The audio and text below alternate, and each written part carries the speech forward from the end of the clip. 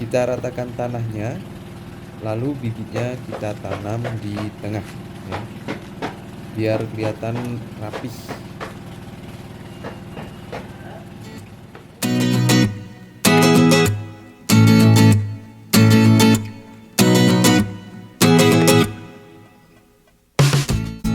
Baik, Assalamualaikum warahmatullahi wabarakatuh. Kali ini saya akan menjelaskan komposisi media tanam yang biasa saya gunakan, yaitu ada 4 bahan, 4 unsur. Yang pertama ini adalah tanah gembur. Pastikan tanah ini terhindar dari biji-biji rumput ya, atau gulma yang nantinya bisa tumbuh ketika sudah kita gunakan untuk menanam. Lalu yang kedua ini saya gunakan kokopit. Pastikan untuk kokopit ini sudah benar-benar terfermentasi secara bagus ya. Lalu yang selanjutnya ada arang sekam atau sekam bakar ya, bukan abu sekam ya.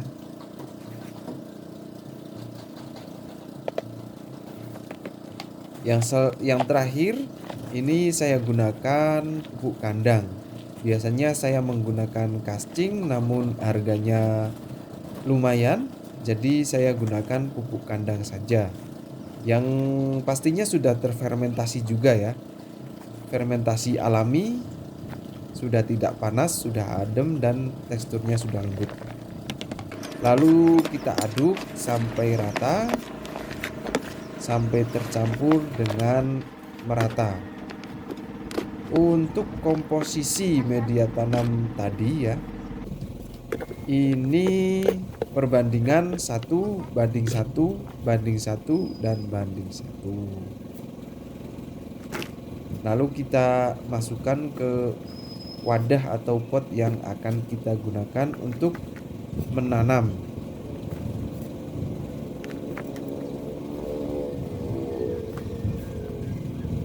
Oke, namun kali ini ada perbedaan ya, sedikit perbedaan dari saya.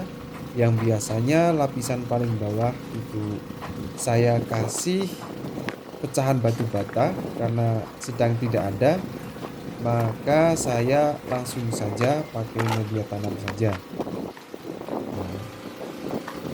Dan sekalian untuk perbandingan ya, karena otomatis dia media tanamnya lebih banyak. Lalu bibit kita tanam, kita ratakan tanahnya, lalu kita tanam, pastikan di tengah biar kelihatan rapi.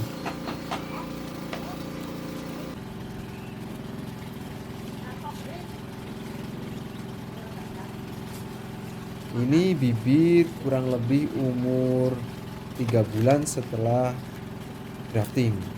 Lalu kita sobek polybagnya pelan-pelan agar akarnya tidak ikut rusak ya. Bisa dilihat akarnya sangat sehat ya, sangat sehat.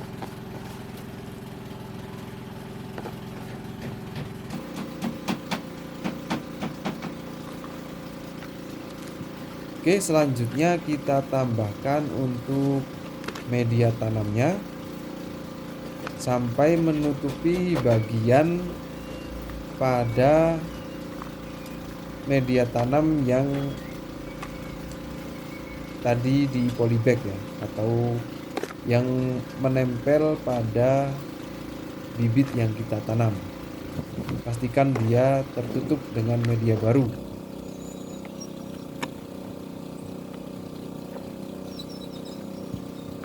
Oke, jangan lupa diratakan dan jangan lupa pula digetok-getok biar memastikan di dalam sudah tidak ada rongga atau ruang kosong di dalam, agar nanti ketika kita siram dia tidak menyusut ya.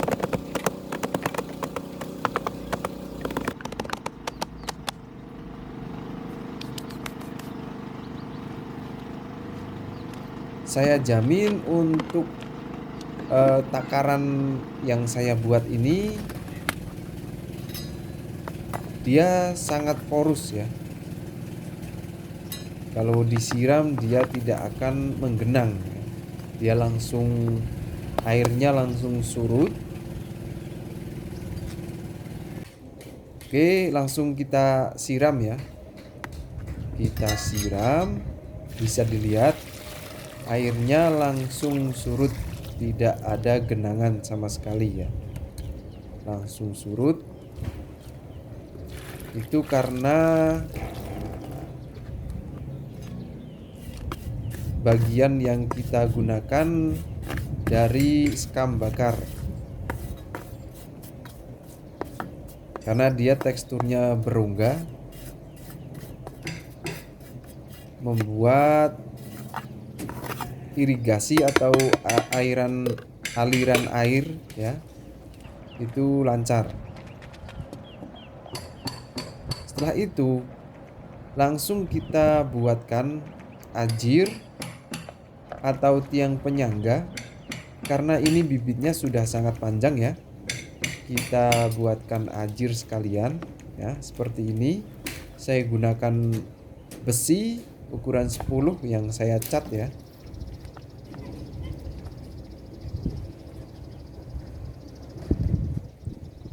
Seperti ini, 4 sisi. Lalu kita ikat dengan tali kabel, biasanya di sini namanya tali kabel. Mungkin di daerah Anda namanya beda ya. Namun jikalau tidak ada tali ini, bisa menggunakan kawat ya. Yang penting dia tiangnya ini tidak goyang, tidak roboh ya, tidak lari kemana-mana. Itu fungsinya diikat biar dia tidak lari.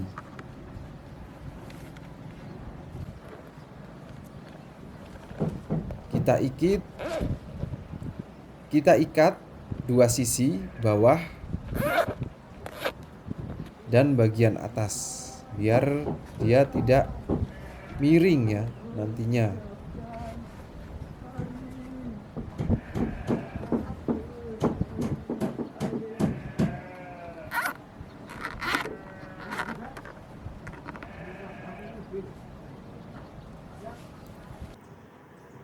Oke, setelah semua terikat, lalu kita pasang untuk kawat. Kawat lingkaran ini gunanya untuk menopang atau membentuk ya cabang primer yang akan kita jadikan batang sekunder ya. Karena kita menggunakan single cordon, maka dari batang primer kita langsung belokkan untuk menjadi batang sekunder. Nah, jadi ini untuk penopang batang sekunder ya. Kita ukur biar ukurannya sama dan tidak miring ya.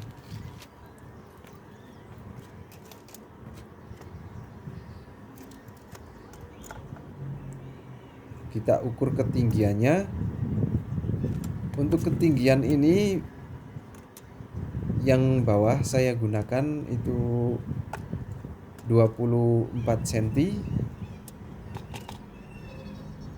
Namun jika menurut Anda itu terlalu pendek, bisa ditambah lagi sesuai selera Anda ya.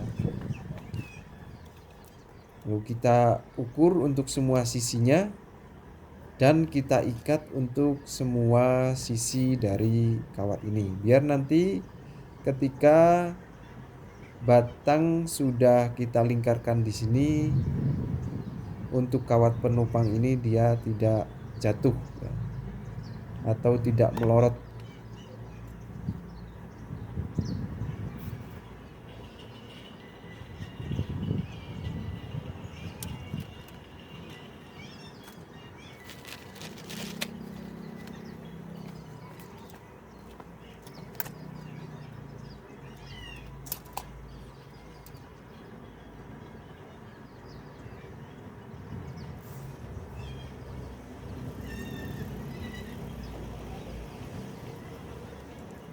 Oke, lalu kita rapikan ya.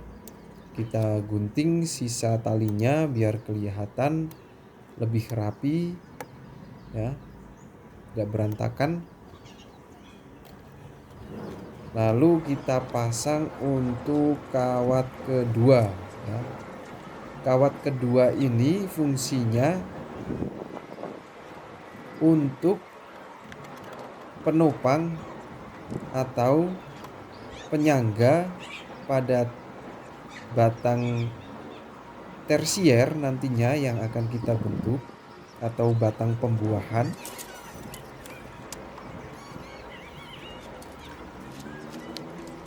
Sama kita ukur juga biar tidak miring ya.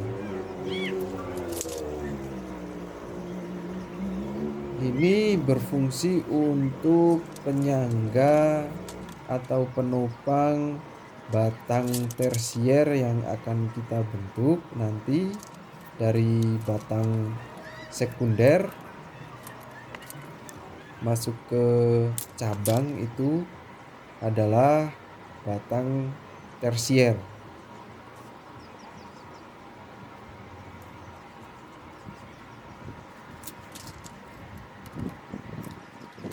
Untuk penyangga atau nantinya untuk mengikat biar cabang-cabang tersier yang kita bentuk itu tidak berantakan dan tidak roboh kemana-mana.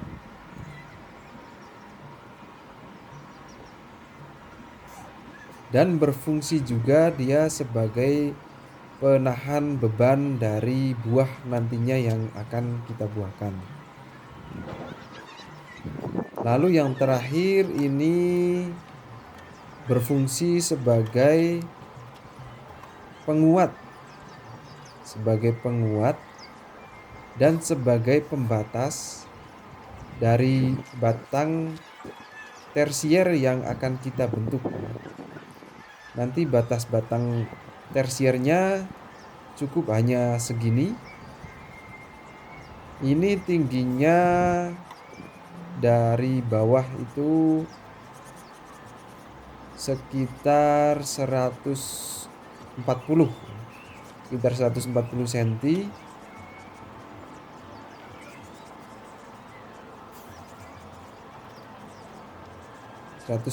cm itu sudah cukup ya, sudah cukup tinggi. Namun jika menurut Anda itu masih kurang tinggi, itu bisa menyesuaikan selera Anda masing-masing ya.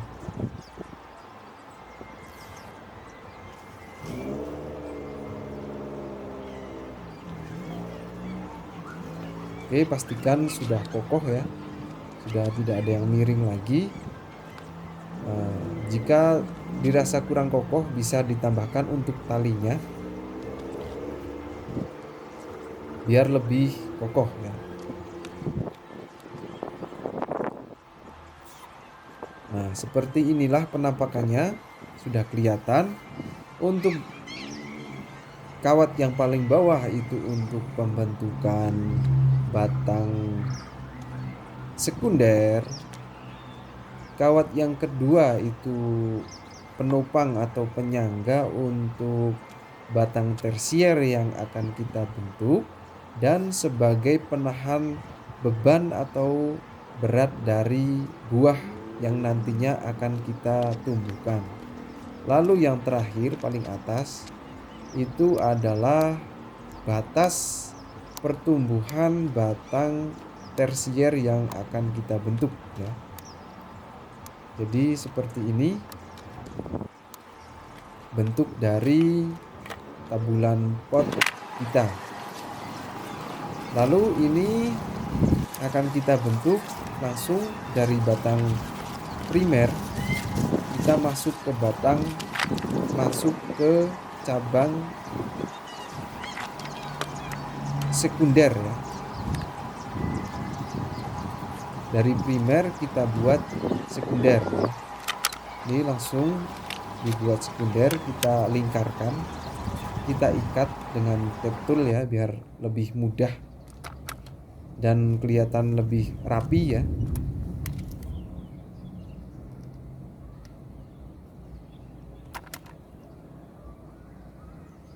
Sudah kelihatan rapih ya, sudah setengah lingkaran. Tinggal menunggu setengah lingkaran lagi. Oke, seperti ini penampakannya setelah selesai ya. Kita tanam, kita buat penyangga, lalu kita juga sudah membuat batang sekundernya. Terima kasih, semoga memberikan inspirasi, memberikan gambaran untuk Anda semuanya yang mau menanam tabulam pot anggur ya. Sekali lagi terima kasih. Salam tanam-tanam bikin senang. Wassalamualaikum warahmatullahi wabarakatuh.